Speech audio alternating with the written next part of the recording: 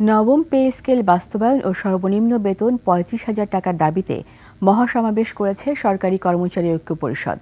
১৫ ডিসেম্বরের মধ্যে গেজেট প্রকাশের দাবি জানিয়ে বক্তারা বলেন, দাবি না মানা হলে আগামীতে কঠোর কর্মসূচি দেওয়া হবে।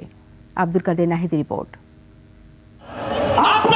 সানবিট সব দিবে সামাল। সানবিট ম্যাজিক প্রেস ডিশওয়াশিং এর মাথা ঘোরানো সলিউশন। সমাবেশে দলে দলে যোগ দেন বিভিন্ন জেলা থেকে আসা সরকারি কর্মচারীরা। তাদের দাবি আদায়ে স্লোগান দেন তারা।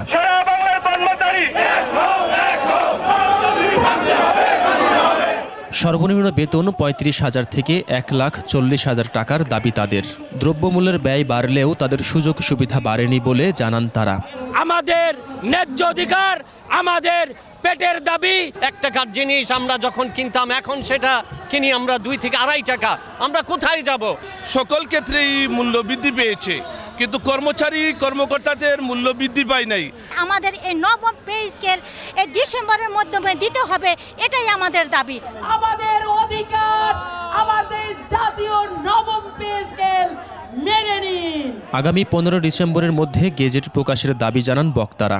না হলে আগামীতে কঠোর কর্মসূচির হুঁশিয়ারি দেন তারা। পে স্কেল বাস্তবায়ন দরকার, তা না হলে বাংলাদেশের সরকারি কর্মচারীরা যেভাবে ফুঁসে উঠেছে এর পরিণতি কিন্তু খারাপ হবে। এই যে কর্মচারী সমাগত হয়েছে, এরা প্রত্যেকটা আগুনের গোলা। এরা যদি বিস্ফোরিত হয় তাহলে সারা বাংলা বন্ধ হয়ে যাবে। চলবে না, ডাক বিভাগ চলবে না, বিমান চলবে না, বিদ্যুৎ চলবে না, অচল করে দেব। আব্দুল কাদের নাহিদ, ২১ টেলিভিশন, ঢাকা।